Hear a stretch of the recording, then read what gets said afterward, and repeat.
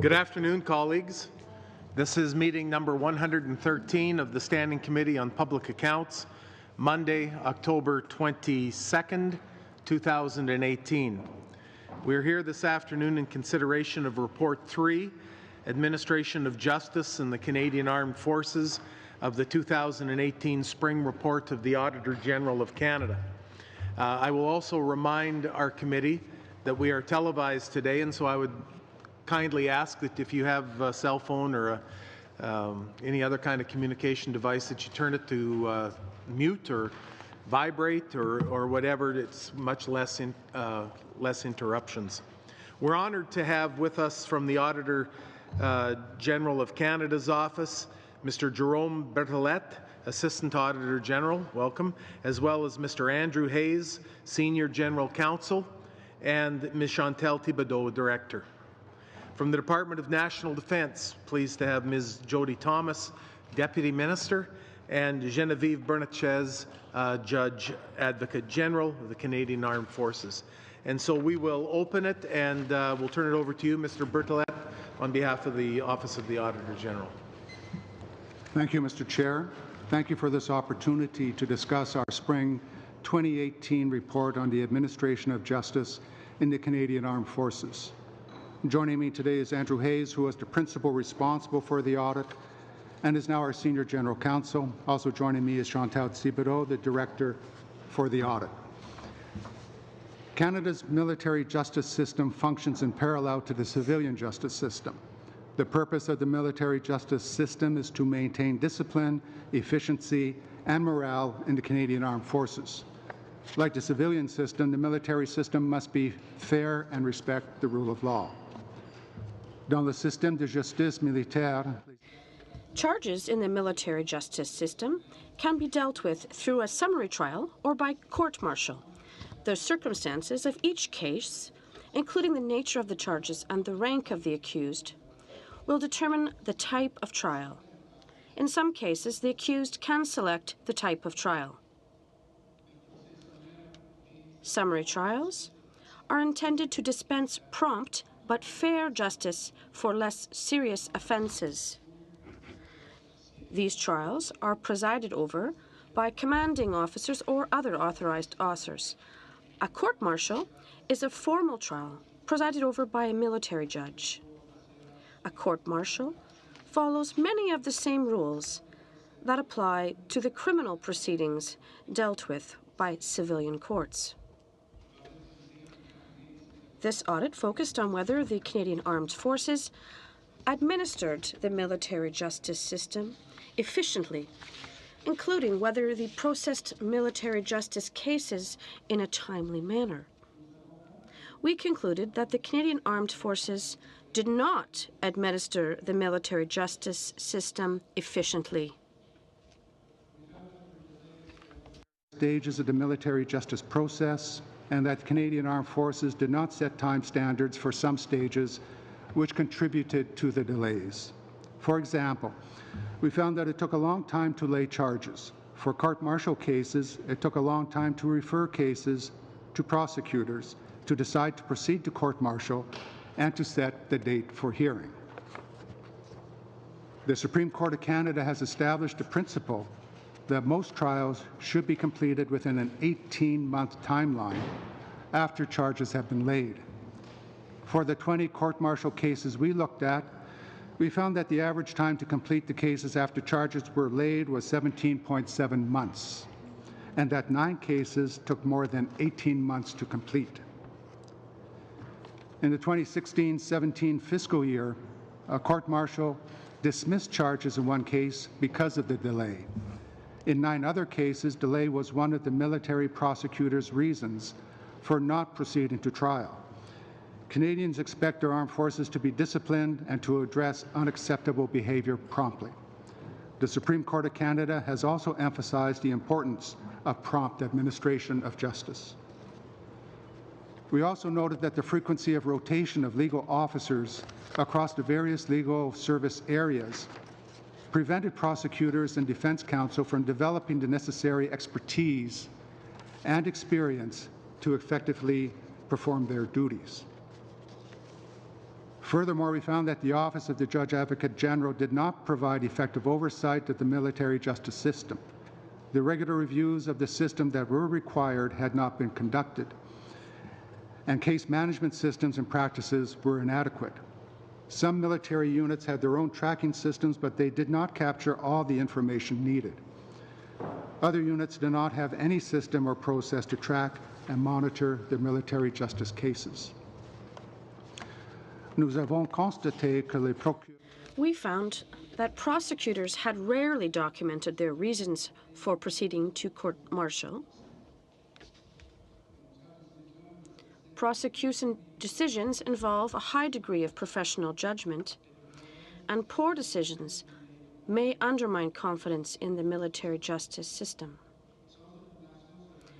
Without information about why prosecutors decided to proceed with court-martial cases, the Director of Military Prosecutions cannot monitor and show how prosecutors applied legal principles and exercised professional judgment in each case. We also found that the Canadian Military Prosecution Service did not develop clear and defined processes to implement its prosecution policy. The delegation of prosecutorial duties and functions was not always documented, and the procedure for assigning cases and decision-making authorities was not clear. National Defence agreed with our recommendations. The Department has prepared an action plan with milestones and timeframes to address the recommendations. We have noted that according to the action plan, some actions and milestones identified by National Defence should have already been completed. Mr. Chair, this concludes my opening remarks, and we'd be pleased to answer any questions the committee may have. Thank you.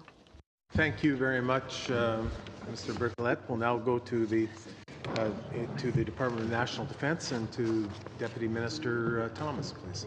Thank you very much. Good afternoon, Mr. Chair, members. I am pleased to be appearing before you today alongside Commodore Geneviève Bernatchez, the Judge Advocate General. She does not like me to talk about this, but Commodore Bernatchez is the first woman ever to hold the position of Judge Advocate General in Canada, and she was appointed in June 2018. Before we begin, I'd like to thank Mr. Ferguson, Mr. Berthollet, and their team for the hard work and the insights on the administration of justice in the Canadian Armed Forces.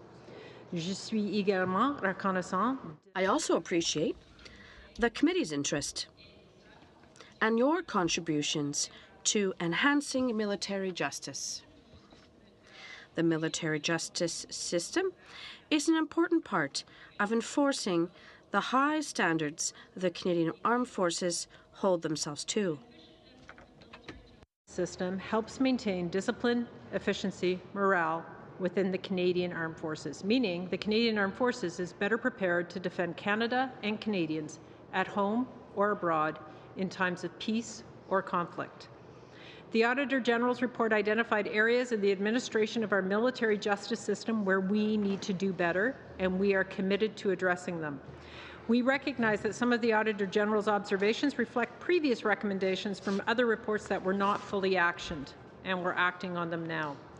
La Commodore Bernatchez met actuellement in Commodore Bernatchez is implementing an action plan that ensures each of the Auditor General's recommendations is addressed and results in meaningful change.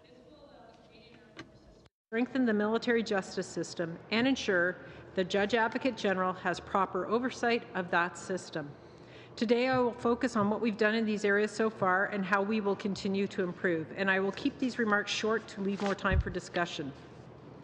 Le Vérificateur Général s'est dit The Auditor General identified concern that some of our prosecutors and defense counsel have been rotating through their positions too quickly. Commodore Bernatchez acted quickly to address this, and has lengthened current postings to the recommended 5 years. From now on, there will be a minimum duration for these positions. Not always had the information it needs to provide meaningful oversight of the military justice system.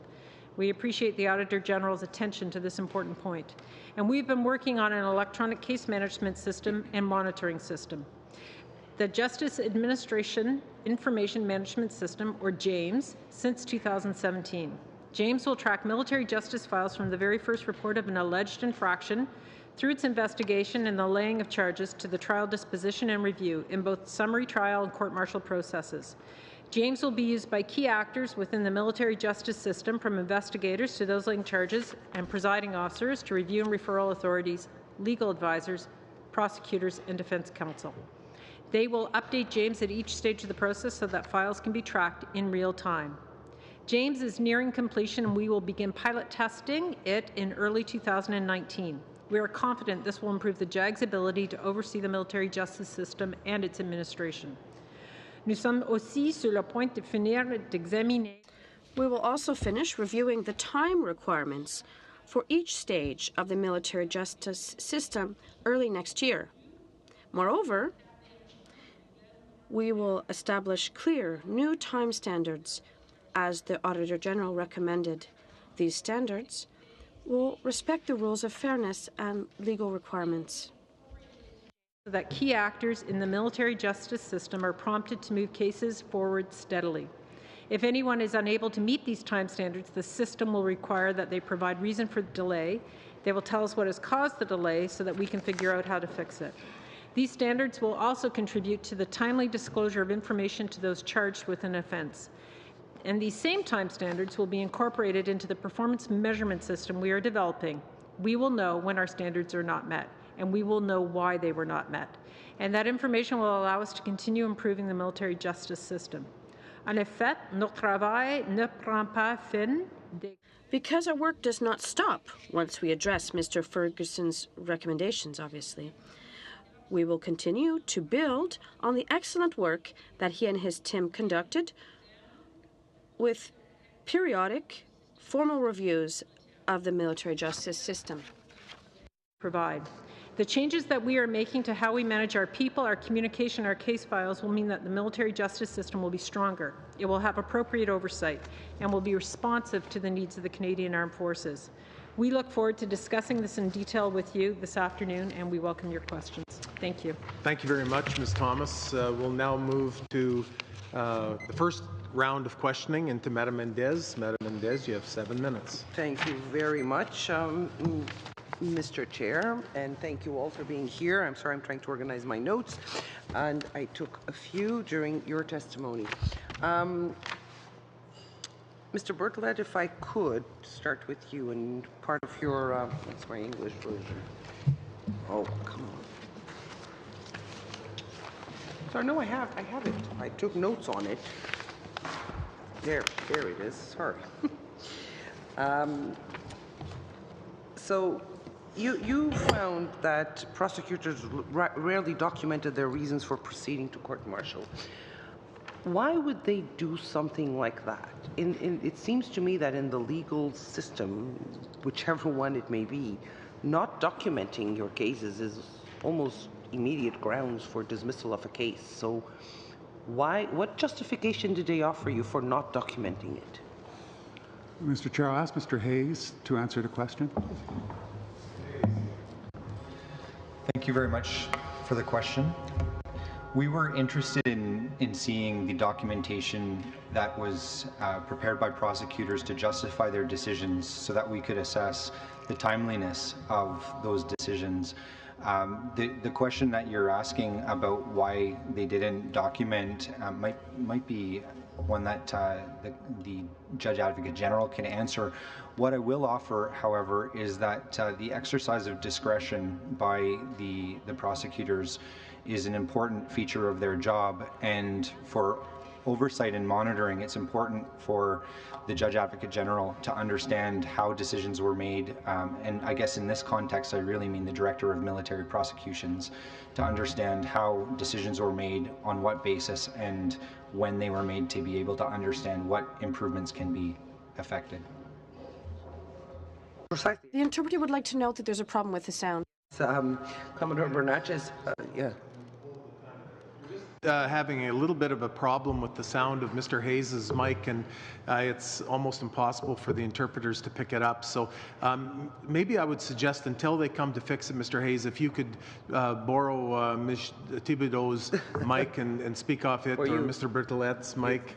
I think everything else is fine, so continue on, Madam Mendez, and this isn't taken from your time.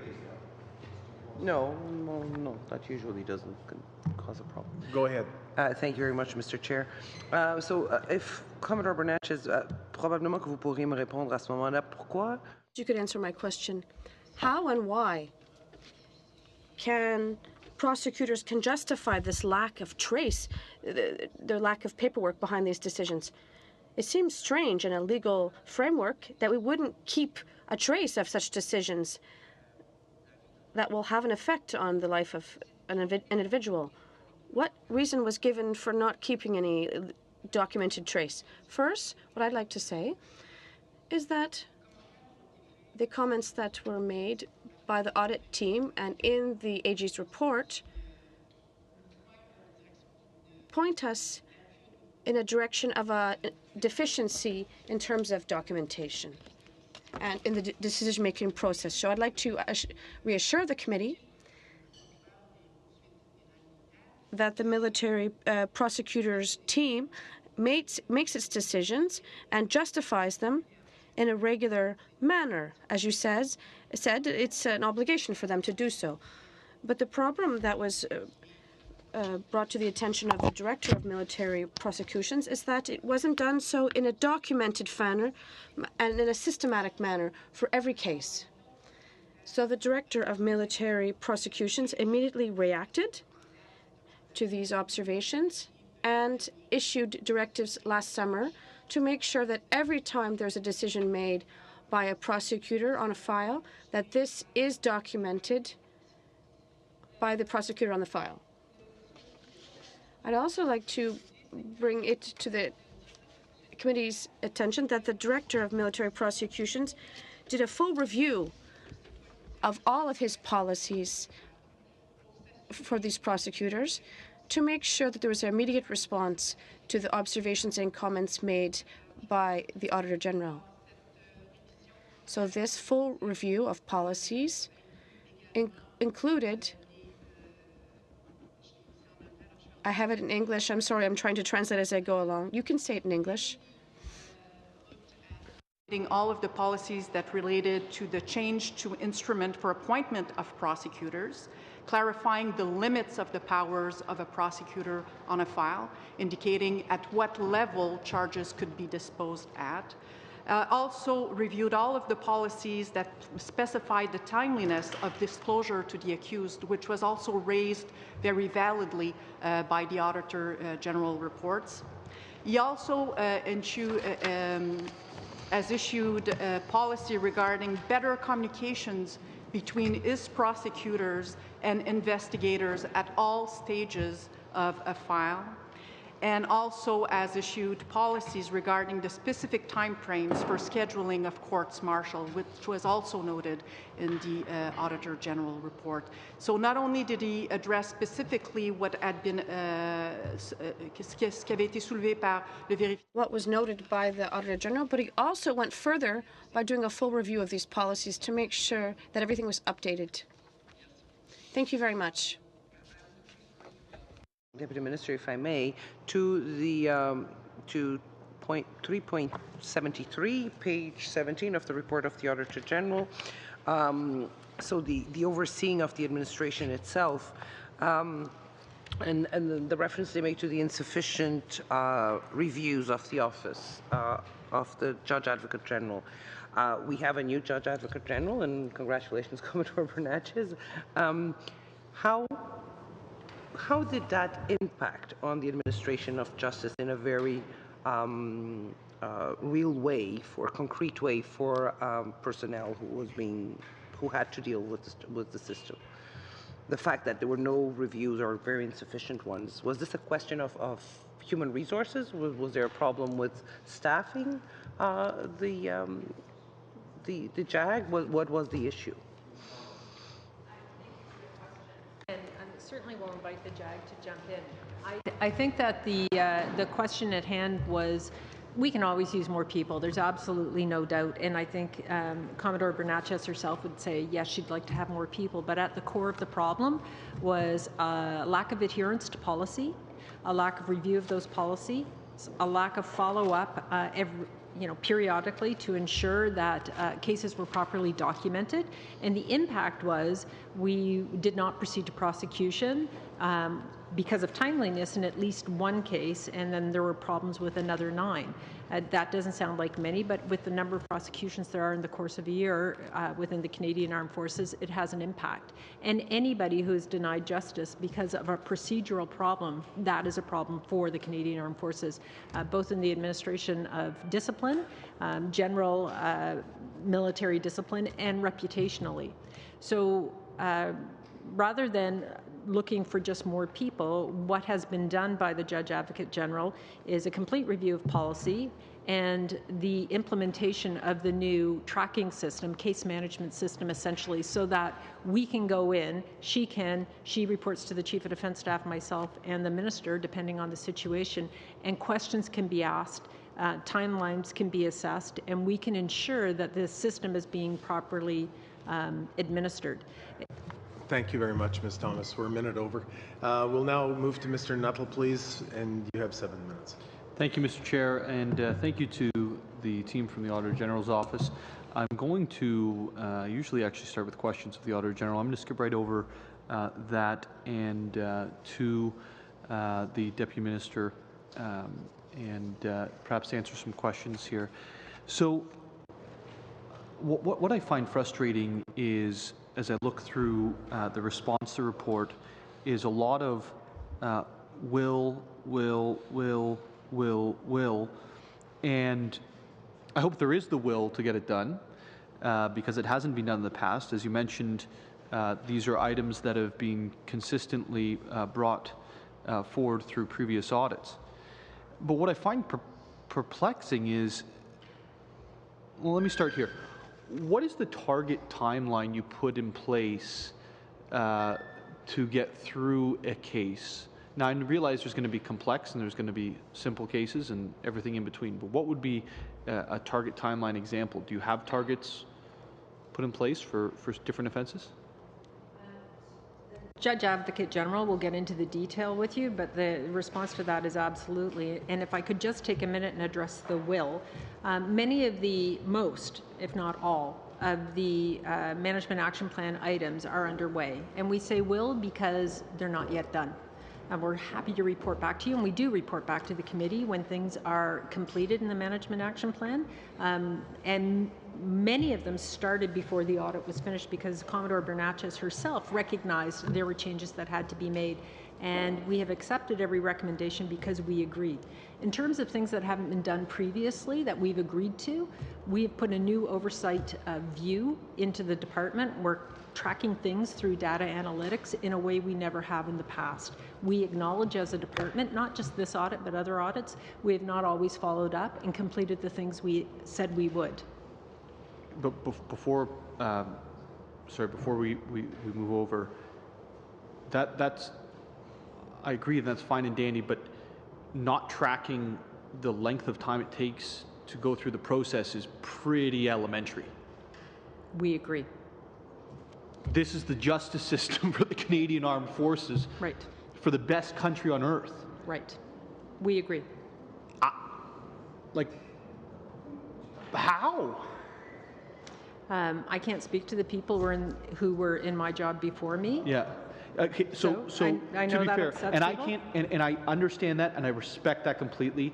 And there's lots of things that I can't speak to for previous governments, etc., even governments of my own persuasion. But at the end of the day, you're here representing not yourself. You're here representing the department.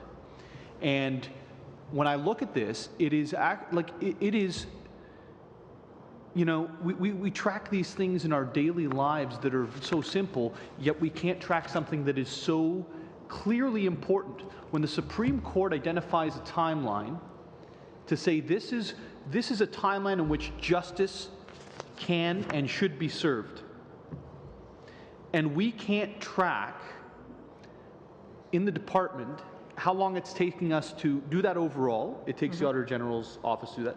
And then we can't track each step of the process to say, hey, where is it we're falling short, and where is it that we need to do better, and where is it that we have already hit the targets? Right.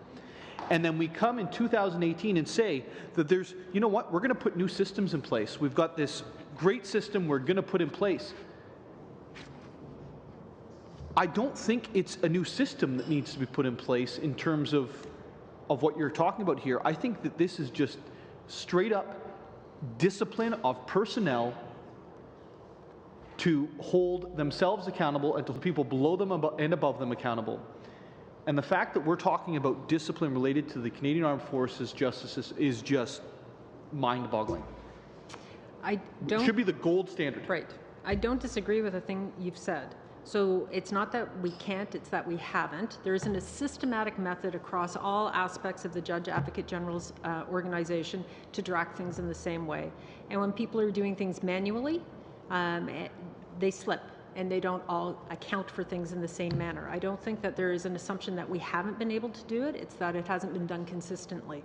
Why we're putting a system in is because it's 2018 and we think these things should be done in a case management system. We should be able to track data. We should have various data points that we're not doing hydraulically, that we are doing through a sophisticated methodology so that we understand where there are bottlenecks in the system and where we need to do better. Because at this point, if the Judge Advocate General were to look into systemic weaknesses, she's guessing. We need data to do that. But you're changing the technique in which that data is actually processed. You're not changing or perhaps it doesn't say here, we need to change the person, not the personnel themselves, but the training of the personnel to make sure they actually follow through on it. So right. You're talking about the systems rather than talking about the failures and where the people need to do better, right? And so, like, it's nice to say, hey, big shiny thing over here that's going to change everything, only if the input is good.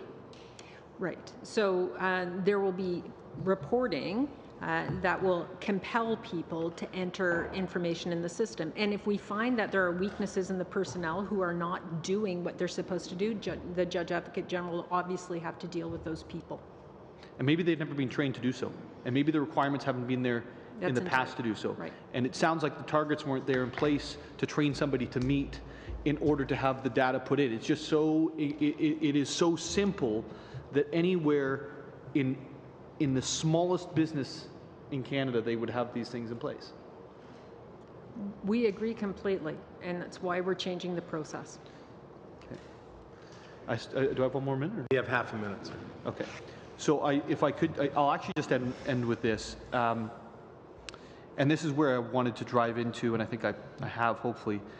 We found delays, and this is out of the report, we found delays throughout the various stages of the military justice process. We also found that the Canadian Armed Forces did not set time standards for some steps of the process. In our opinion, it took too long to decide whether changes should be laid and refer cases to prosecutors. Prosecutors did not meet their time standards for making decisions to proceed to court-martial. Where they did proceed, it took too long to schedule the court-martial.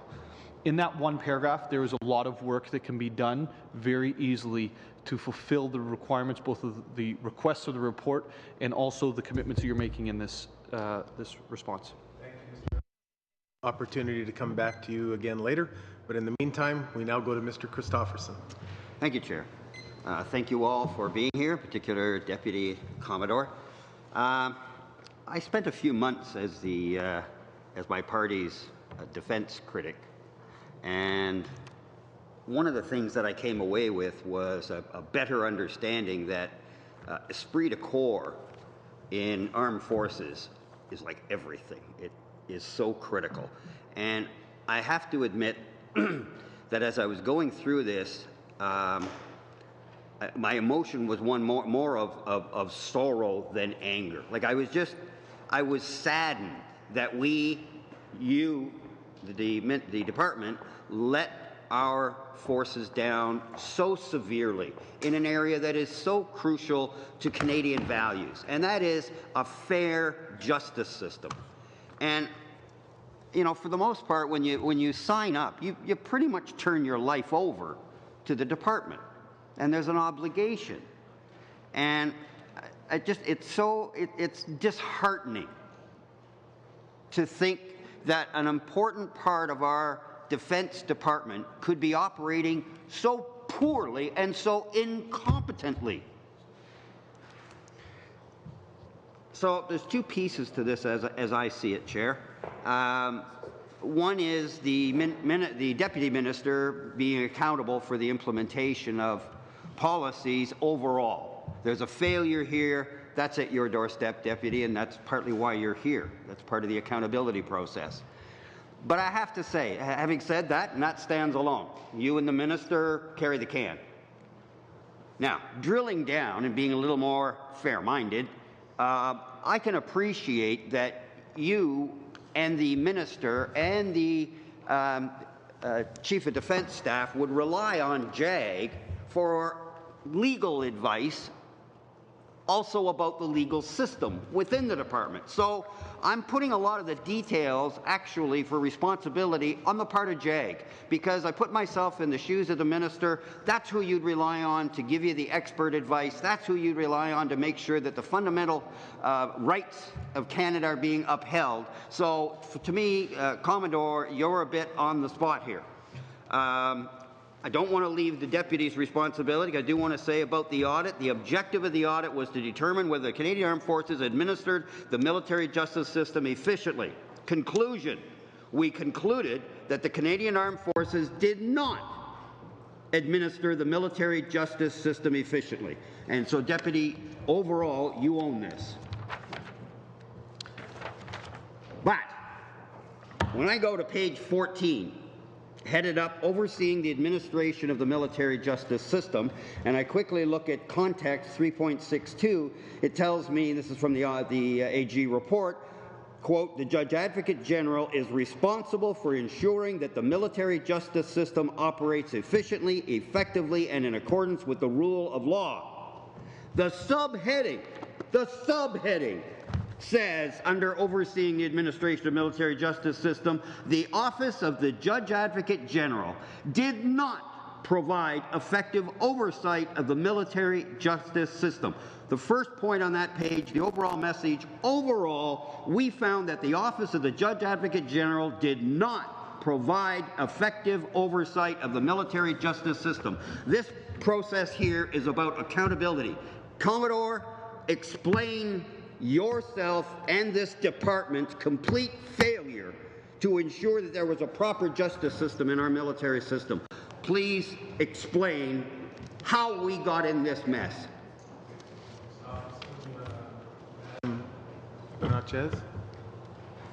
First, I want to indicate my full personal commitment to ensuring that all of the management action plan that is described, that has been communicated to committee, gets implemented. That is crucial for me as Judge Advocate General. The second thing that I want to affirm to the committee is that, yes, I have responsibility for the superintendents of the military justice system. This is quite right. This is my responsibility. This is my duty. It falls on me. I acknowledge that. And it's absolutely right that a military justice system that will respond to the requirement of our Canadian Armed Forces, a system that they have every right to expect will be one that is fair, that is just, that is timely, needs to remain such. It needs to get there. And it is a system, in order to remain legitimate, that needs to be transparent, and that's what we're doing today. That's what we're doing every time we're being reviewed by external reviews.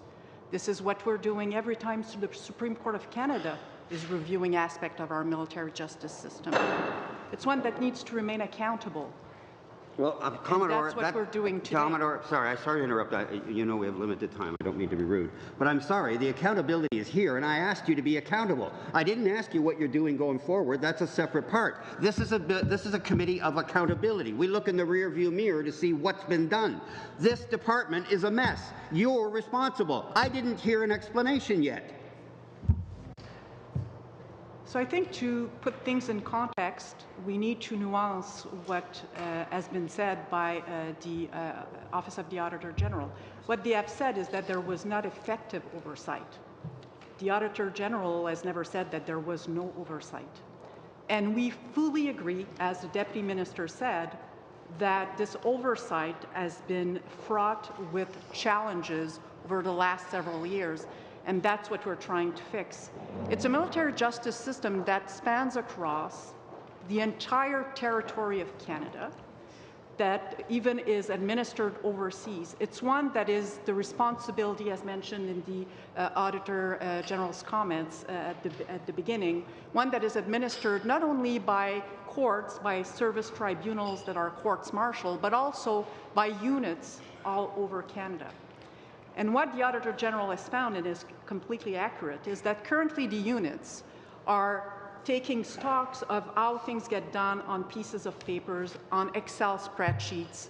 This data is then communicated to my office in order for us to maintain visibility on the aspect of how many summary trials, what charges, what are the outcomes. So there is performance measurement and there is oversight and monitoring. But that is not sufficient in 2018, and we recognize that. And with the Justice Administration and Information Management System that we will put in place and that we're currently developing, it's at stage 2 of its development, and we're testing every single phases as we go through, that will allow not only me, but every single actor that has a role to play as a decision maker in the military justice system to see in real time where a case is, whether the time standards that will have been defined and will be included in this computer-based system have been respected. If not, why not? Because they will be required to enter into that system the reasons why time standards were not met. Then, pardon me. Very quickly, we're a minute over, so we'll maybe come back to that. We'll now move to Monsieur Massé. Monsieur Massé, vous avez 7 minutes. 7 minutes. Thank you, Chair. Perhaps to continue on the line of questioning that my colleague, Mr. Christofferson, asked, Ms. Thomas and Ms. Bernatchez, what prevented the implementation of a case management system and information management system? Because most of the departments and cabinets have already implemented such systems to help them manage cases and to properly administer their files. How come today you still don't have this system implemented? What explains that it took so long for the department to implement such a system? If anyone would like to answer. Like the Commodore can jump in. It wasn't a priority within the department. Other systems were priority, operational systems for the forces out fighting, systems for the Air Force, Army, Navy to support them as they're conducting operations. This system has now been prioritized. As a result of the Auditor General's report, there is absolutely no doubt, and as a result of Commodore Bernatchez's leadership.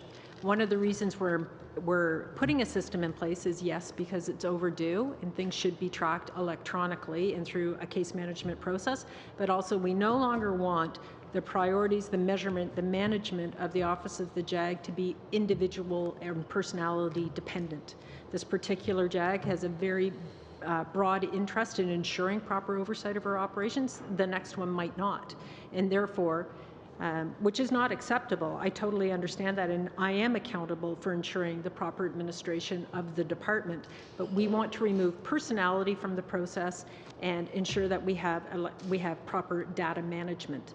And so it wasn't a priority previously, it is now.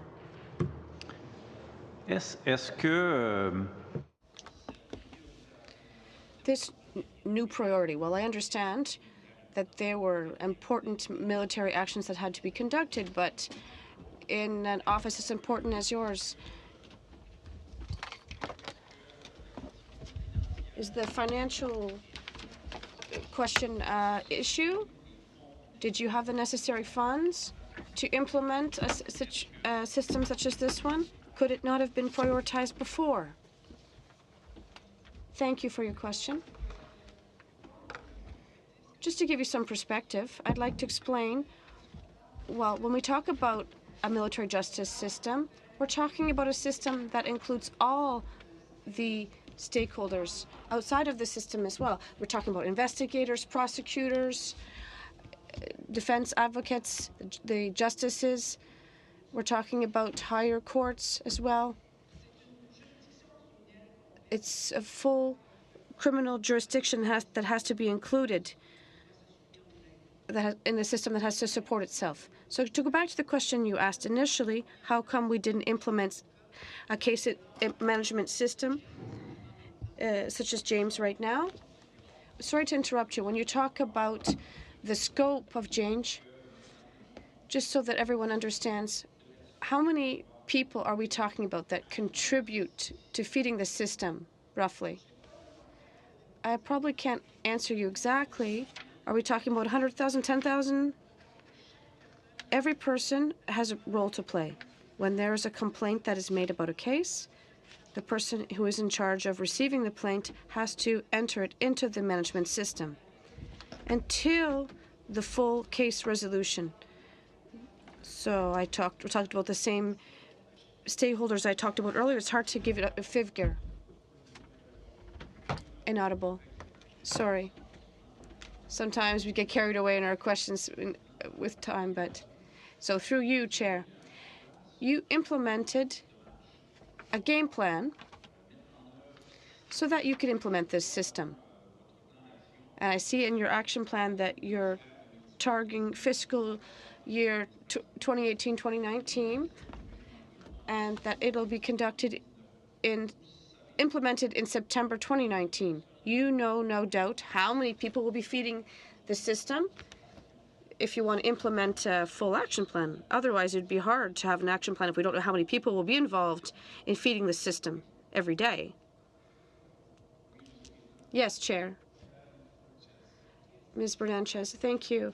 I'm sorry for the procedural issues I've duly noted.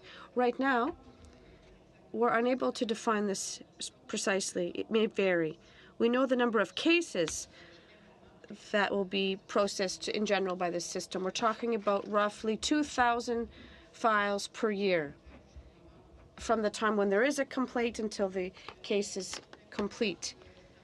It's also important to note that this case management system will require access authorizations that will be specific for each person.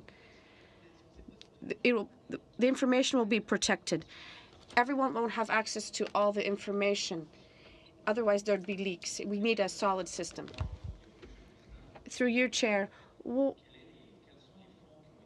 what funds were allocated in general to the implementation of this case management system, from the acquisition to the full implementation of the system? To give us a general idea of the funds that were invested. Right now, we've budgeted roughly $450,000 for the implementation of this system, the development and the implementation. And of course, there will be costs related to the training of personnel, because we can't launch such a system without providing the people with the necessary training. We also have to maintain the system in a regular fashion every year. So we've set aside roughly $79,000 or $80,000 annually. And like any IT program, we also have to update it, and we've also set aside funds for that. I wanted to get into the whole HR management topic, and that will require more time than I have, so I'll get to that later. We're in the second round now, so it's a five-minute round. Commodore Bernanchez, much of the response to this report is all based around the implementation of the James system. And yet, to the point that Mr. Nuttall made, that a system merely keeps track of information. The quality of the information and the action taken from the information is really how a system improvement is going to be made. The report talked about an average of 1.5 weeks to complete an investigation for summary offenses, those that are handled in unit, and it typically taking, or the average of 5 weeks for commanding officers to lay a charge. How do you explain that delay if a matter that is a summary nature only takes a week and a half to investigate and then 5 weeks to make a decision to make a charge? And how is merely adopting a data system, a case management system, going to change that if there's this systemic delay that goes on from investigation to charge? Yes, please. Thank you. So to go to the comment on ensuring that people are doing what it is that they're supposed to be doing, entirely, that's a question of ensuring that we have proper oversight and proper control over what people do. As it pertains to unit disciplinary investigations currently being carried out, it's very difficult to predict, just like in the civilian system, how long an investigation will have to take and how long it will be carried. The fact that it took on average 5 weeks, I don't think that we can take time that it took to investigate as the only standard.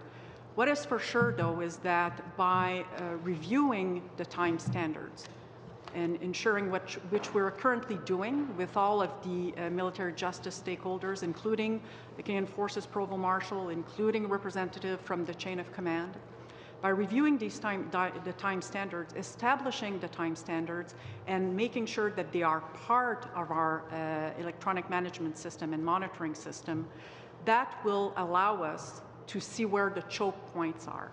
So if somebody doesn't meet the time standard, they will have to indicate why. And as the superintendent, I will be able then to have access immediately to these results to identify where the vulnerabilities are, where the challenges are, and go to the heart of and the roots of the reasons why it is taking longer than expected. Is it an issue of training, for example, for unit disciplinary investigations? Do our units investigators need more training in order to be able to do their job more efficiently? Is it a question of resourcing by units who are deployed on operations and have not the flexibility to allocate sufficient resources for investigations? These are the type of things that will be yielded by the Justice Administration and Information Management System. Well, forgive me as a non-lawyer, but it would seem that if in a week and a half you have the facts from an investigation, I just cannot grasp why it takes 3.5 times as long to gather the information to decide yes or no whether to proceed with a charge. Yes. Thank you. I just want to, and I fully get the nature of your question. One has to ask, why does it take so long to investigate? This is not unique to the military justice system. No, I'm not asking why they have I'm talking about the difference between just deciding what to do when an investigation is complete. Oh, pardon me. The average time, it says on average, units completed the investigation within 1.5 weeks, but commanding officers took an additional 5 weeks on average to lay charges. I'm skeptical that merely adopting a software system will change the behaviors that cause that delay. If I may, Mr. Chair, you're absolutely highlighting a point that we haven't brought out. Obviously, for us, the system will help provide information to us. But if the underlying human behavior doesn't change, and we don't prioritize investigations, and we don't train commanding officers differently and ensure that they give this kind of work and their responsibilities in the system of discipline the attention it needs, nothing will change, other than the JAG will have better information about what's going wrong. So therefore, there has to be a systemic view and investment in commanding officers and everybody who plays a part in this system to ensure that they understand their responsibilities. Certainly, this audit is a first step in that. The JAG has a role, the Chief of Defence Staff has a role, the department has a role, as do commanding officers across the system. And it is critical that we change human behavior in this process. I think part of the problem we're having a hard time with is, you know, the Auditor General has said in his report that there's other reviews that have taken place, and I would assume that there have been people from the department that have come here and said much the same type of thing. And what we have to try to do is instill some way in the department that we just can't keep doing an Auditor General report, having you come back, and I'm sure that they made great claims and promises too, and yet the next one shows that nothing has been accomplished. And that's why we have action plans and we follow them up. And if timelines aren't met, we get you back here and it's not nearly as nice. We'll now go to Ms. Yip. Thank you for coming. So again, on the timeline question, why is the Office of the Judge Advocate General undertaking its first formal reviews of the military justice system in September 2019? Why not sooner? I think we're implementing the starting the testing of the system in 2019. We're implementing the system in 2019.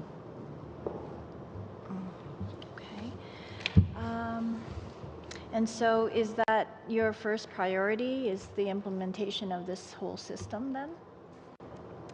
If I may, and I'll ask the Commodore to jump in, we're doing a number of things in parallel.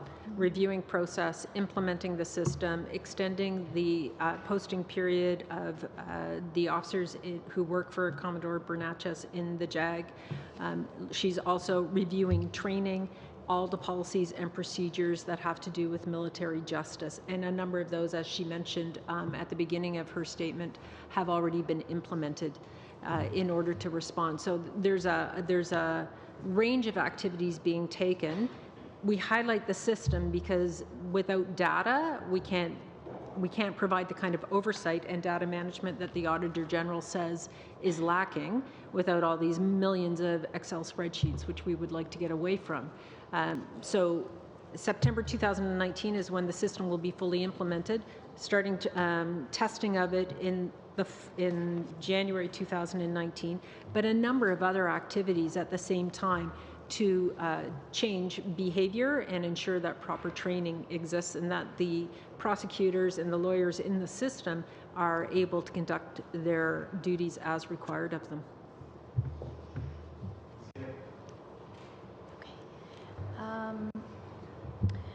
So can you tell me more about the Military Justice Roundtable and how the first meeting went?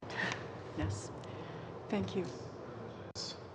So the Military Justice Roundtable goes to the heart of better communications between the military justice actors.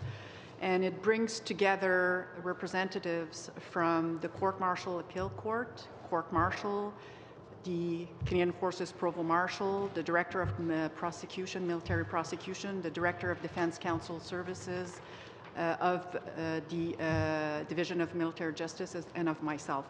And it's a table that brings together these actors to discuss issues of mutual concerns and to look at potential solutions. Issues of mutual concerns, delays. This is preoccupying the civilian criminal justice system just like it is for us. We're very mindful of the independence of these actors as we're proceeding. The first meeting was held in June of 2018. The next meeting will be held in January. And we develop agendas, discussion points to go to the most urgent of things. The conversations so far are very collegial. We are very happy to be brought back together to have those discussions and to be able to find solutions together in a collegial manner moving forward. And what was the most urgent of those things?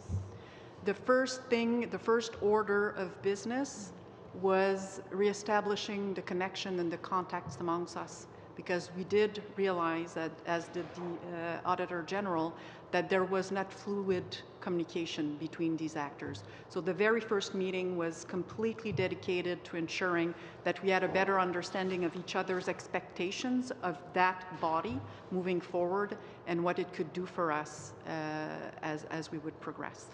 Thank you. I will now move to Mr. Nuttall, please. Thank you, Mr. Chair, and thank you for much of the information you're bringing forward and to the questions from my fellow committee members. Ms. Bernatchez, I hope I'm pronouncing that right, and I apologize if I didn't. We were going to, before I went off a little bit, go into some of the targets related to different types of offenses, complex and simple offenses. Could you provide that technical information to us? I'm sorry, could you repeat the question? Could you provide the technical information in terms of the targets for timelines for summary offenses and all the way up? So right now it's a little bit premature because we're in the midst of consultations with the various stakeholders, but these will be defined. So we'll establish the time standards required. So my original question, and I didn't ask it there, and so I'll go back to it. Were there targets in place? So there has been some targets that had been established. It's not a system that was completely devoid of time frames and of time standards. We had time standards in place for certain things, as noted in the Auditor General's report, but we're aiming to have those time standards established and enforced for all steps of a case within the military justice system. And if actors are not able to respect those time standards, the reason why. Okay, so I understand there's multiple stakeholders who are looking at, or offices rather than stakeholders who are looking at each case. When it starts to be investigated, and then it eventually moves into commanding officer or to prosecutors' hands, there must be some sort of standard that says it's going to take this long overall, because we know that the Supreme Court's saying that 18 months is the time in which justice must be served. So if 18 months is the time in which justice must be served, is there not some sort of matching already established, already in place goal or target for the military justice system to meet? Perhaps some in summary simple cases and different in more complex cases. Timeliness is at the heart of the military justice system. It's le nerf de la guerre, because it's a system that needs to respond to the requirements of the Canadian Armed Forces in a timely manner, and that needs to be portable. So in order for that system to deliver what it is that it needs to deliver, absolutely, needs to be respecting timelines. In 2016, the Supreme Court of Canada in the Jordan case established time standards, and our court-martial has determined that the 18-month time standard was the one that applied to the military justice system. Just like the civil and criminal justice system. But sorry, if I may, that 18, Mr. Chair, yes, sorry. That 18 months is as far as I could read, was basically a no longer than, right? It wasn't a target. It was it should not take more than 18 months. And so if my boss came to me and said, I don't want this to take longer than 1 week, I'm going to set a target that's 3 days, so that at day 5, the end of that work week, he's definitely, or she's definitely gotten from me what they asked for. So what did you do to respond to said target? Like, what did you... Bernatchez. Thank you.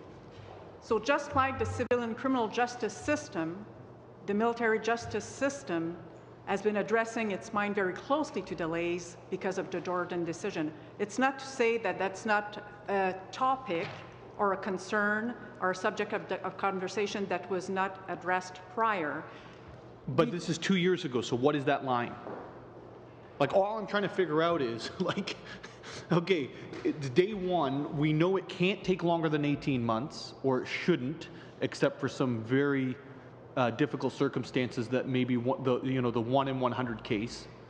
So for the other 99, what targets do you set up? What are established targets within the military justice system to meet? Like, I'm finding this very difficult, Mr. Chair. I mean, I've asked the question, I think, 3 or 4 different ways, and it might be that I'm not asking it the right way, and so I understand that, or I might not have the right language that's being used, but... No, Madam Bernatchez, and we're a little over time, but just your answer, and then that's it. There are time standards that are established, for example, by the Canadian Forces Provost Marshal. How long should is police investigation last? As noted in the Auditor General report, sometimes they were longer than that, and not often did we know why. There are time standards for the provision of legal advice to unit and prosecutors when charges are being considered. Again, as noted by the Auditor General's report, they were not always documented as to why they were not respected. And that's what needs to be fixed. That's what needs to be fixed. We need to define time standards. We need to be able to hold people, actors, accountable for the respect of those time standards, and to know why it is that they're not able to meet those time standards if they can't. Thank you. We're over time, and we'll come back as well if you want to try. Monsieur Falcon-Ouellette. So, merci beaucoup pour venir ici. Thank you very much for being here today. We're really happy to have you, and I'd like to thank all of you. We're really happy to see you in Ottawa. Questions. I have a bit of a different perspective, in fact, from I think most of my colleagues. Actually, I was in the armed forces for about 22 years, and I was actually the disciplinarian of in my many units. So I was either in the Navy, in the regulating petty officer, or in the 5th 5e Brigade. I was the sergeant at arms. And so I was actually the one doing the investigations and helping to lay the charges against personnel who had committed infractions against Code of Service Discipline. So one of the things I would just like to confirm with Commodore Bernatchez, is it 3 years after an infraction has been committed that you have time to lay a charge? So if someone commits an infraction, you have 3 years apart from that date. So if they commit the infraction, let's say today, there's 3 years. Is that true? Or is there unlimited time? There is a statute of limitations that is provided for different offenses. The interpreter would like to note that the sound is not allowing us to offer service. Again, we're having problems with that mic. And I don't know if there's other electronic equipment that's up close to the mic, or there's feedback coming through, maybe even the earpiece. Sometimes if it's set close to the mic that's being used, we get that feedback. Can I just ask you just to speak into it again, and we'll see? Mr. Chair? That sounds better. So as it pertains to summary trials, the statute of limitation currently is that the matter must be proceeded with within 1 year of the alleged infractions. That's the criteria that is applied. It must be laid within 1 year. That's correct. So often, for instance, people talk about time limits. 5 weeks is actually very short for a military unit, which either is in operations and has a very high tempo. 5 weeks to do an investigation for someone like myself is, a very short period of time, in fact, to turn around, because often we're deployed at the same time or doing other things which have a lot of other priorities. And if we have a year We kind of say, well, you know, we don't want to get to that year, but, you know, we have that time period. So I was just wondering, for me, I'm actually concerned about the education within the justice system. Who's actually responsible for the education of non-commissioned members, the ones who actually lay the charges and do all the hard work to the groundwork? Who's actually responsible for that education system? So, Mr. Chair, I want to correct myself. I talked about 1 year, and I had forgotten that the regulations pertaining to C-15 that came into force on the 1st of September 2018. So that statute of limitation has been reduced to 6 months. So 6 months for charges to be laid after the alleged commission of an offense. The responsibility for education, legal education, as it pertains to the military justice system, befalls onto me. I defined the standards. I defined the content of the legal education. So, for example, presiding officer courses are developed under my authority. Of course, I do not have the wherewithal to ensure that there's proper delivery, so I rely heavily on the Defense Academy to support and to ensure that there is a distributed training and support to training. And more to the point, that this training is decentralized and carried out at the unit level. So the chain of command has also a great role to play in that regard. I actually think this is actually my criticism of the report from the Auditor General. In fact, actually, I don't think you look at anything related really to the education system within the Canadian Armed Forces. For instance, the OSID school for the non-commissioned members, the senior NCOs, the non-commissioned officers who actually do the disciplinary hearings and charges and who actually have to come up and read the Code of Service Discipline to find out what the charges are, obviously in conjunction with prosecutors. But you know, I don't think you actually reviewed that. And one of the things that actually kind of irked me quite a bit is you have a chart here which is Exhibit 3.2, Primary Roles and Responsibility to the Military Justice System, and you have commanders of military units, but you actually don't have the NCMs. And so once again, you're going back to the old way of doing the military system where you have officers and everyone else is kind of forgotten about. And so for me, you know, obviously you could delegate some of these authorities, but often they actually always are delegated to people like myself who have to actually carry out that work. And what I found in my time in the Canadian Armed Forces was there was an actually lack of education. We had a very brief overview of some of these issues and what needed to occur. And because of that lack of education, for instance, the advanced leadership course or the intermediate leadership course, because they're so short, you know, 2 weeks, 3 weeks, there's not enough time to really gain a greater understanding of the military justice system. And so you know, we kind of look at these, the charges in front of us, and it makes it very difficult for the NCMs, the non-commissioned members, the senior NCOs, non-commissioned officers, to actually proceed sometimes with charges in a timely way. So, because obviously the Canadian Forces, they're supposed to be about team and how we actually work together. And so I'd actually like the Auditor General to reconsider actually their report and what they've done, because I think they've actually missed a major component of your report, because you know it's you know, I can read it here and you know what you examined, and you know, while it's very good and interesting, I think you've actually missed the essential component of it and who's actually responsible for doing that. I must say I was also... Mr. Hayes, an opportunity just to respond to that. I understand, you know, he's, you know, I guess one question I do have for him, because I have a limited amount of time, I must say I'm actually quite impressed. And it's a minute over, actually. It's a minute over. That's why I say I wanted to give some time. Really quickly, I'm really impressed with the Justice Roundtable, but once again, I think you missed to include non-commissioned officers in that issue. I think you missed to include the units who actually have to lay the charges, like the operational units, not just simply units which have a lot of administrative personnel, but units that are actually doing the combat, fighting on the ground, on the ships, and the people, the regulating petty officers and the senior NCOs, the chiefs and the adjudant maître, all these personnel who are doing all this work, and they're so important to the justice system, and if we forget about them, the justice system will never be at its full potential. Thank you, Monsieur Roulette. I'm going to go to Mr. Hayes just in response to some of the concerns in regards to the the study itself. Great. Thank you very much, Mr. Chair. So, of course, as the honourable member mentioned, training is important. Obviously, the success of the military justice system falls on the people who have to implement it. Our audit focused on those that were accountable. So, of course, powers are delegated, but at the end of the day, there is an accountability that rests with the commanding officers for the military units. Training, of course, as the Commodore has mentioned, is going to be an important feature in how this military justice system is improved. We'll now move to Mr. Christofferson, please. Mr. Christofferson. I suspect I'm sharing some of the frustration I think Mr. Nuttall is showing.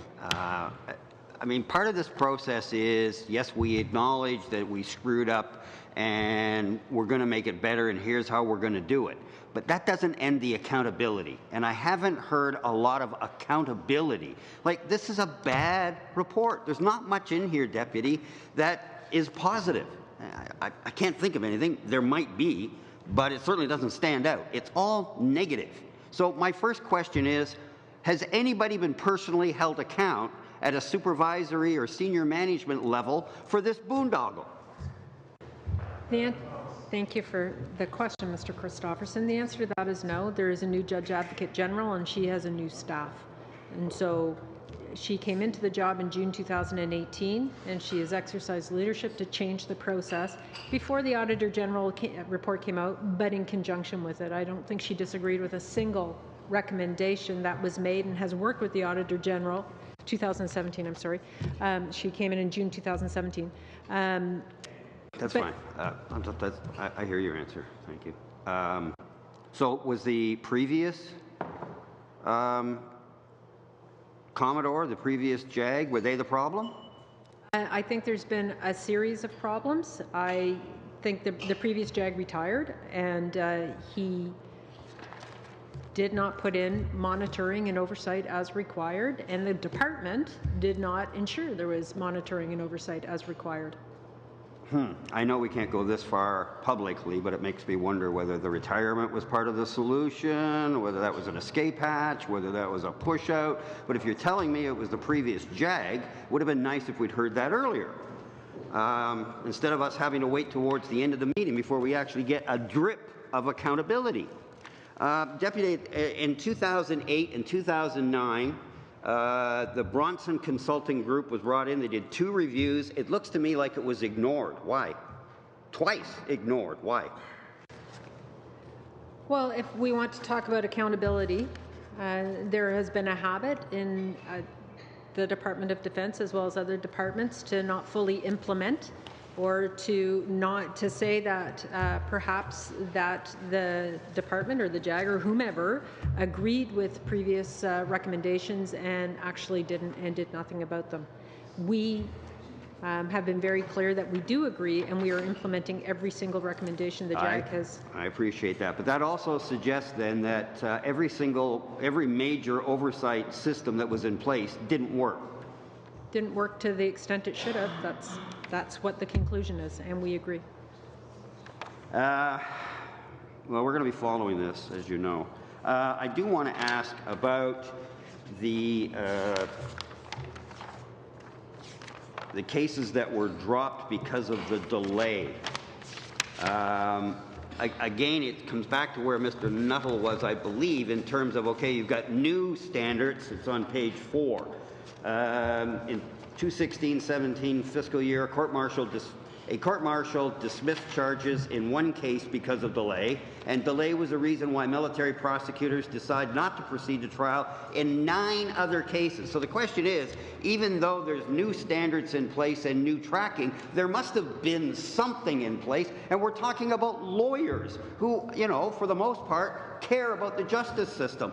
How could they let that happen, and how could all this keep going on, and it'd still be going on if the Auditor General hadn't come in? How could that be? Or again, are we back to we didn't have a very good JAG? I didn't say that we didn't, Mr. Chair, I did not say we did not have a very good JAG, and I would not like that to be on the record. What we have said is that Commodore Bernatchez came in as the audit was going on, has started to implement change, and has pushed forward with the change recommended by the Auditor General. Deputy, you can appreciate, I asked the question, how could that be? And who's held accountable? And I'm not getting much of an answer. When I push it a little more and say, okay, we had a real problem with the JAG. Well, I don't want to say anything not nice about the previous JAG. Okay, fair. Maybe they don't deserve that. Who does? I don't think that I can answer that question. I'm sorry, Mr. Chair. I don't think I can answer that to a person. The system is responsible, the system is accountable, and I am accountable as the deputy to ensure that we implement everything that the Auditor General has recommended. I will not name a person. No, I don't expect you to, but I got to tell you, Canadians are getting, I mean, the Phoenix is another example. We're getting a little bit tired of all these major screw-ups, and nobody's really held to account. I'm held to account on the doorstep every election and every day I'm in my riding. This is the bureaucracy being held to account. Account for yourselves. We are accounting for ourselves in that we are not arguing with the Auditor General, we're not arguing with you. We acknowledge that this was not well done, and we will, in 6 months, have evidence for you that we have taken this seriously and changes have been made. Changes have already been made. So this is not, in my opinion, Mr. Christopherson, the same as Phoenix. This is a problem that we have to resolve within the department, and we have the leadership in place to do that with Commodore Bernatchez. Thank you, Ms. Thomas. We'll now move to Mr. Saray. Thank you, Mr. Thomas and Judge Advocate General. I'm the son of an officer. I know how military training works. I grew up in a household where my dad had those standards, and we all had to adhere to them. I'm also a lawyer, so I know how justice delayed is justice denied. Timely disclosure, performance measurements, they're all basic departmental requirements, whether you do them on Excel or in a fancy computer. If there's no attitude or will, nobody's going to implement them. And it seems like there's a big attitude or will problem because I don't think the technology on its own is the reason for delay. And I'm a little concerned that if we're implementing a technology next year, we're going to have problems and saying we're going to blame it on the technology. I think it should be beyond that. Military is usually one of the best organizations where systems, checklists, timelines, accountability, and follow-through are kind of ingrained in an officer's psyche, or a soldier's, or a JAG member's.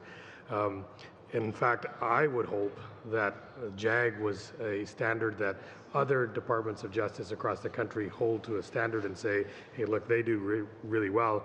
In fact, it's the other way around. The CBA, Canadian Bar Association, has critiqued the previous system as being inadequate, and it should be the other way around, where departments of justice should take leadership from JAG, saying, look how well they do it and how timely and how effective they do it, just because of the culture of how military should operate.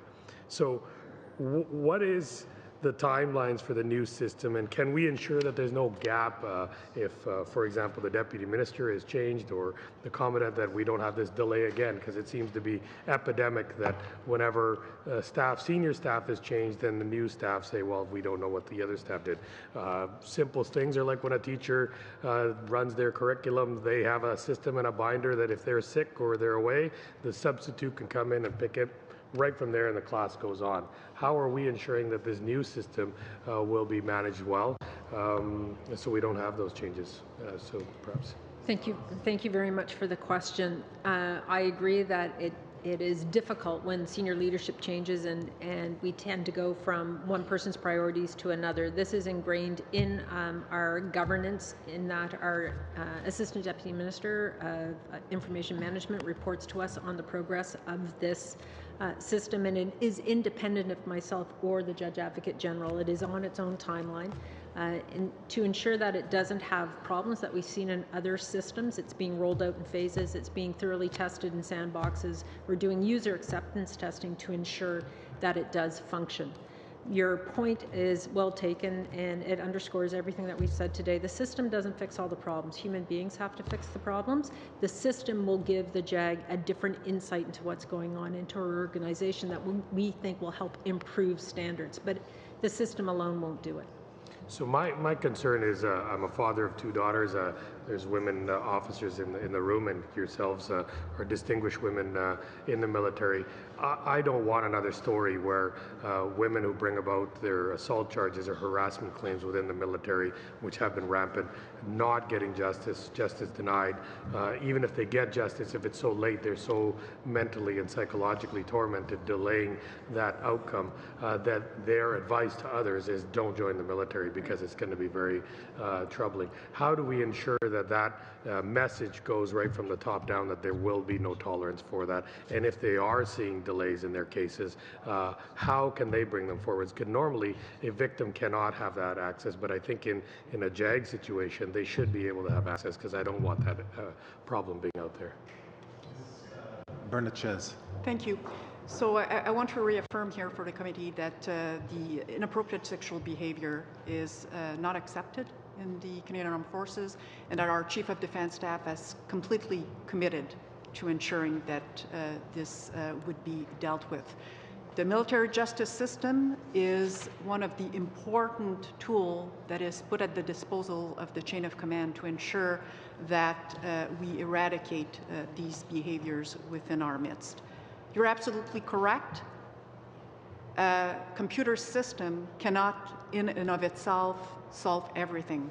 And so when we're talking about timeliness, when we're talking about the effectiveness of a system, there needs to be a complete cohesion of things coming together. And the solutions that we're looking at and that we're currently working on are the time standards, the litigation experience that has been noted by the Auditor General to ensure that our prosecutors and our defense counsel have the expertise required moving forward. That requires training as well from everybody, all actors in the military justice system. And to go to a previous question and comment, the Canadian Armed Forces Disciplinary Advisory Committee, made up of senior NCOs, are the key advisory body for the Canadian Armed Forces in that regard. Better communications between actors, that was also noted, in order to ensure that there's a system that runs smoothly and that benefits from the perspective, the expertise, the point of views of all of the major actors. And I would be remiss not to mention also C-77 that is currently before Parliament for discussion, which is expected to significantly reduce the delays within the military justice system because it will simplify summary hearings and bring them back to simple disciplinary infractions that commanding officers, delegated officers can deal with. And how?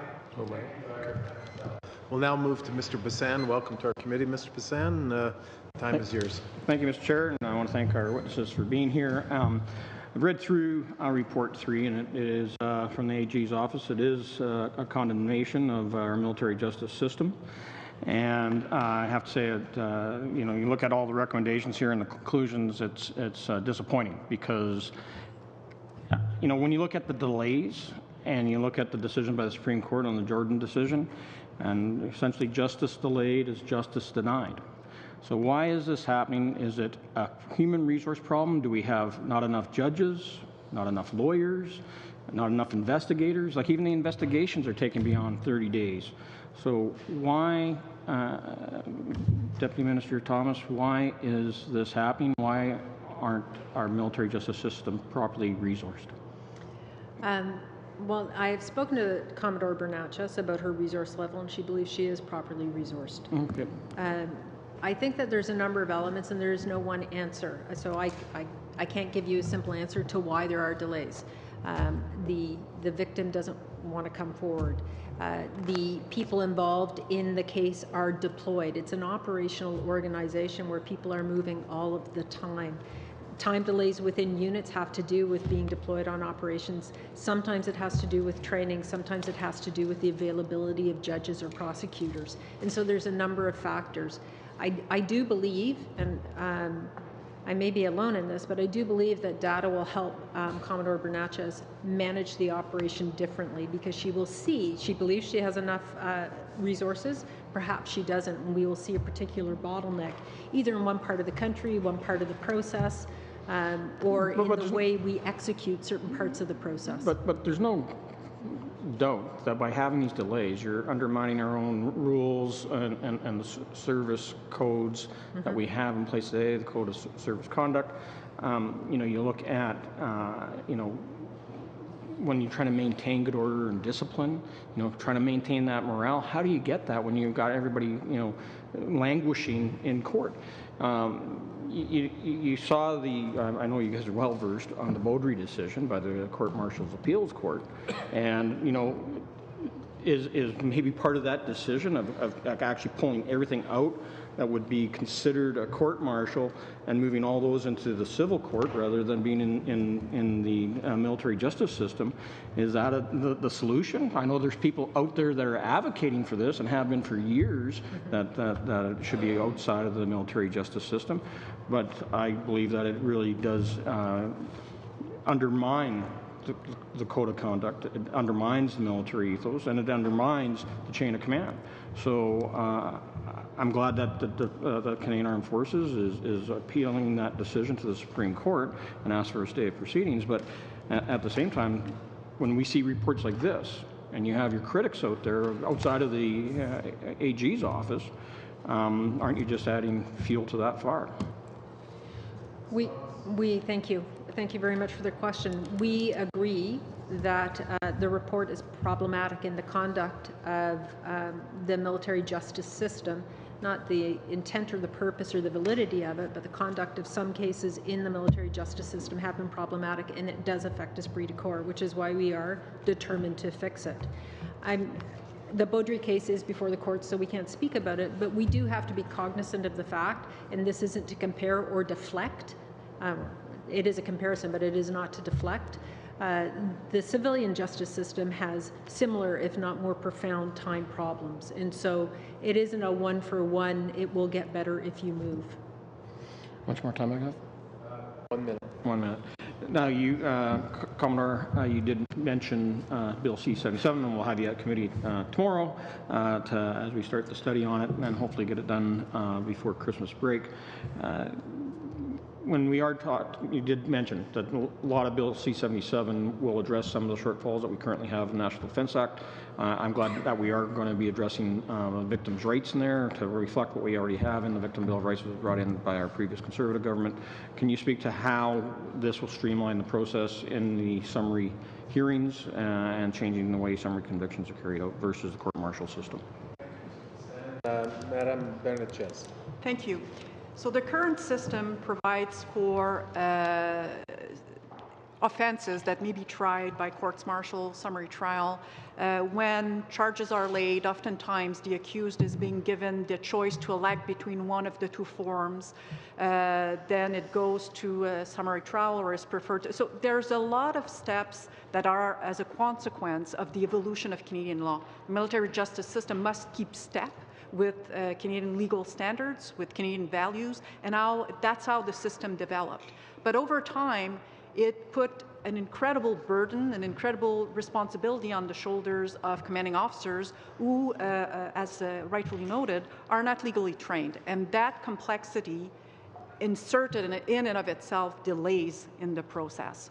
C-77 aims at introducing summary hearings. So there will be, for the simplest disciplinary instances within the units, so for example, being late for duty, things of that nature, that a commanding officer will be able, or a delegated officer will be able to try without giving elections to the member, because there will be no penal and no criminal consequences. So there will be akin like the disciplinary hearings that we have in the public service or the RCMP, minor things that are kept at the unit level. That will declog the court-martial level of tribunals. It will also ensure that there are less steps that needs to be followed, so things will be able to be addressed more quickly, more rapidly. That's how it will address delays. Thank you very much. Good questions and good answers.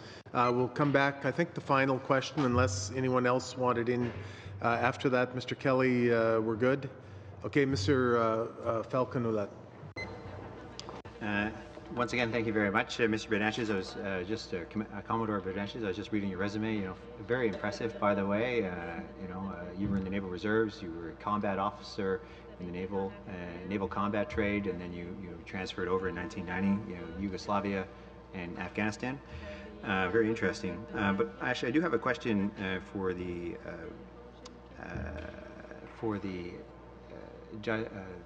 Auditor General. Excuse me. So you've done this review. Are you going to be coming back to do an additional review after you let time for the military justice system to have its changes with C-77? Yes, thank you very much for the question. At this point in time, we are in the process of looking at our forward-looking audit schedule.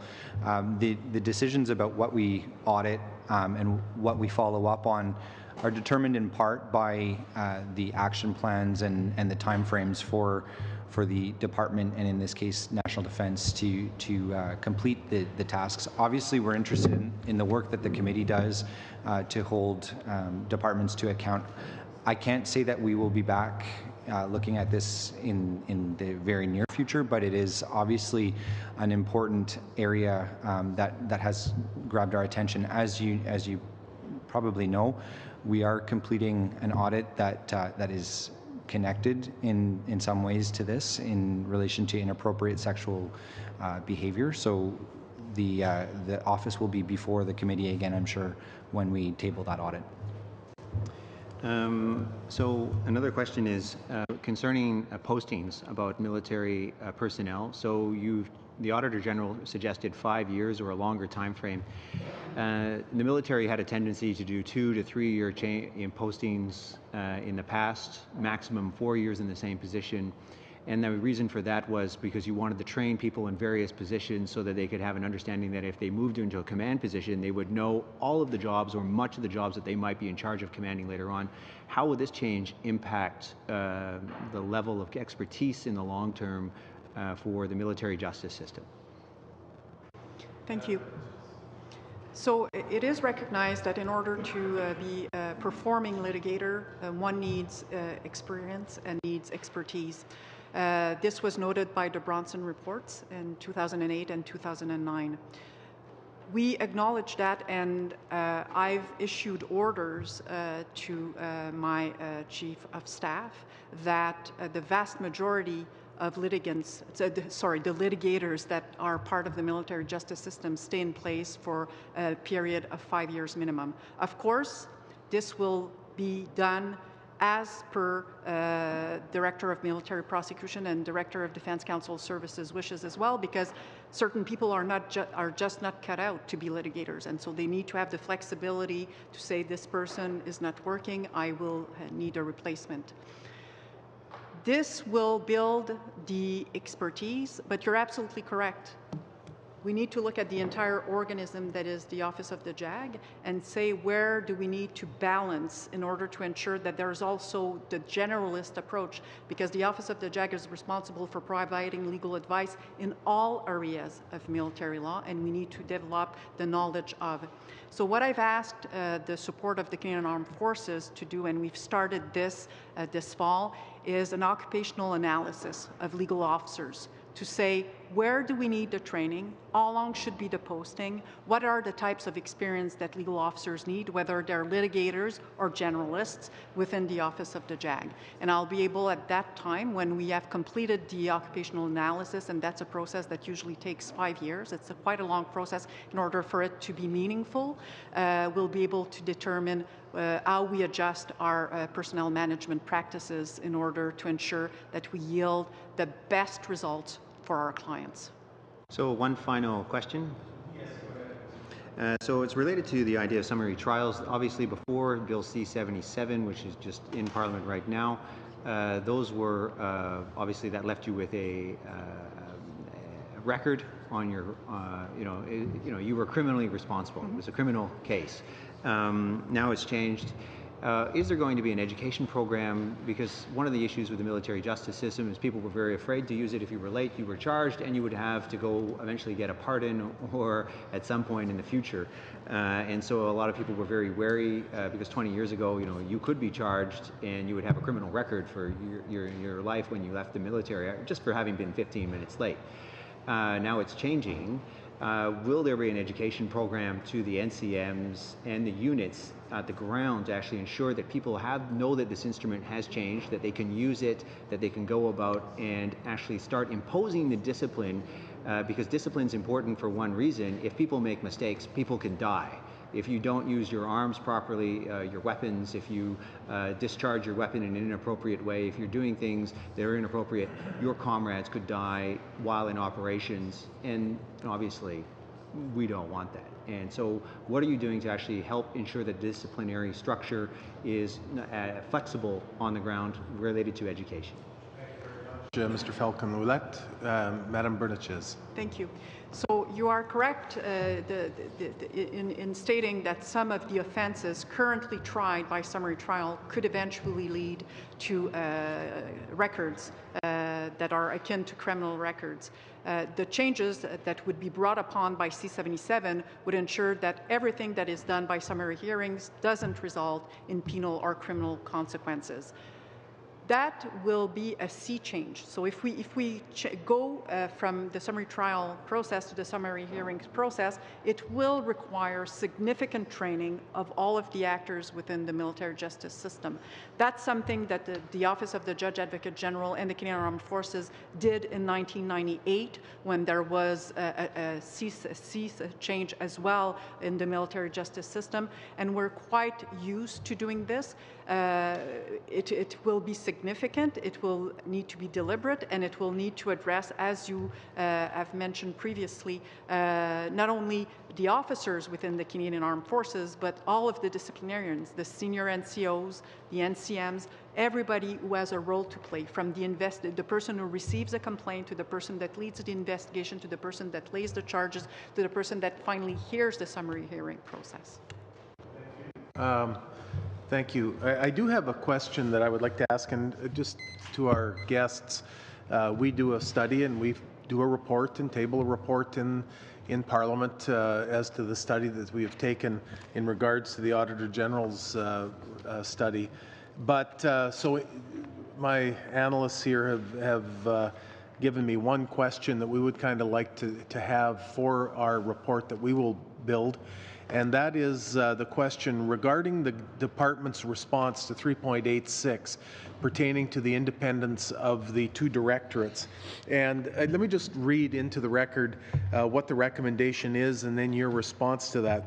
Recommendation 3.86, the judge, this is from the AG, the Judge Advocate General should assess whether its practices and processes affect the independence of the Director of Military Prosecutions and the Director of Defence Counsel Services, and whether any adjustments or mitigation measures should be established. In your response to that, you agreed with him and said by January 2019, not very far away, the Office of the Judge Advocate General, or JAG, will perform a thorough review of its relationships with the Director of Military Prosecutions and the Director of Defence Counsel Services to ensure their respective independent roles within the military justice system are respected. This will encompass a review of all existing policy directives to the Director of Military. So, how is that review coming? You know, you're going to have it completed by January. And how independent are the directorates, the prosecution and defense? What can you tell us as far as currently how independent are they? Thank you.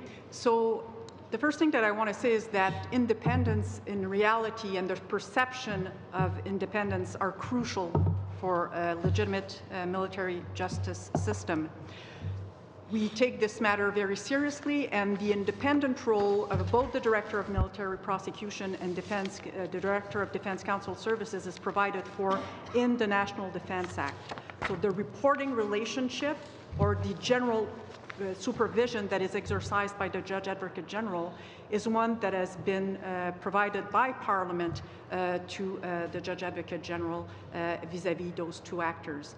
In practice, on a day-to-day basis, I am exceedingly mindful of the independence of these two actors. I have issued in my strategic policy direction for the next 3 years an obligation for all members of the Office of the Judge Advocate General to assist me in the superintendence of the military justice system in full respect for the independence of these actors. We have also completed, as we're speaking, a complete policy review of all of the JAG policies as they pertain to the Director of Military Prosecution and the Director of Defense Counsel Services. We did that in consultation with these two directors, and we found that there were no issues related to independence as far as these policies concerned. The next thing that we are doing currently is to continue to consult with the two directors in order to see what better practice could we develop in order to ensure that not only there is factual independence, but there's also the very important perception of independence. One of the practices that I've put in place in this year for the reporting period, for the first time ever, I've told the Director of Defense Counsel Services and Director of Military Prosecution, you are responsible for your own personnel evaluation. I will have absolutely no role to play in this. You will evaluate them and send them directly to the center for the purpose of selection, for the purpose of promotion. I've also agreed with the Director of Military Prosecution suggestion that he engages directly with the Minister of National Defense for matters that pertain to prosecution. Fully agreed with this. And before, where there could have been a perception that the JAG was maybe having a role to play in that relationship, I am ensuring that perception-wise, this is no longer the case. On a day-to-day basis, I want to tell you that when we discuss matters, the Director of Military Prosecution and myself, they are strictly related to the administration of his office, resourcing of his office, where cases might be pursuant to his determination. The National Defense Act provides for the fact that I could issue general guidance or specific guidance on certain cases. This has never been the case. I have never issued such guidance, and on record, my predecessors who have, and I need to say that to the committee, who have always accomplished their duties to the very best of their abilities and very professionally. My predecessors have not issued such guidance. If I were to issue such guidance, they would have to be made public. For the Director of Defense Counsel Services, I could issue general guidance. This has never been done, and again, this would have to be made public. Finally, what I would like to say is that at the end of the day, these two independent actors have never brought to the Judge Advocate General's attention via their annual report that are mandated through the National Defense Act issues of independence. They have never questioned whether in practice or in perception there was a concern in that regard. But I want to say that because this is so crucial, because this goes to the heart of the legitimacy of that system, that we are currently reviewing means and manners in which we can interact that will reinforce the independence, not only factually, but the perception of the independence. Thank you very much. Part of what you've said, though, has prompted my friend Mr. Christofferson just to have one more question, and that'll be the final question of the day, I think. And it's a gentle one. I just wanted to ask Mr. Bartlett, in the report, it said that the Auditor General was concerned that there was a risk that independence could be jeopardized. I just want to hear from you. Are you satisfied with the answer that you've heard and that answers the concerns that you raised? Ask Mr. Hayes. Thank you, Mr. Chair, for the question. I think that in the report we identified independence issues. The perception of independence was one of the things that we were concerned about. One of the areas that did give rise to some concern was the rotation of officers, which has been already addressed by the Judge Advocate General. The movement of officers between defense counsel and prosecution was one area that did come to our attention. At the end of the day, we support the Judge Advocate General's commitment to examine the independence of those two officials, and we're looking forward to the results of that. Chair. Thank you all for being here. I usually sum up a day like this where I just say that, when you leave here, you may go over in your mind some of the questions that were asked and some of the answers that you gave. In that course of doing that, if you felt that you could better provide information to this committee, we would encourage you to send information in. If there's anything that you would like to expand on, as we build our study fairly soon, we would always leave the door open for you to get a hold of our clerk just with that added information. So we do thank you for coming. Democracy is great, and as Mr. Nuttall and Mr. Christofferson and others have said, Canada really is the shining light in that. This is part of that. This is the transparency and the accountability part, this committee, on how government resources are spent and delivered so Canadians can have confidence in the system. And we take the action plan very seriously. When you send us an action plan, this is the road that we're going to go down in order to accomplish the recommendations that we have agreed with. We follow up on them, and we have researchers that go through it and analyze whether it's sufficient or not, and if it isn't, we invite you back, and really you probably don't want to come back when that happens. So we thank you for letting us know if any of these timelines change or if we're advanced, if you're ahead of schedule. That also is good to know. So we thank you for being here. Thank you, committee. Good questions. Good day. We're adjourned.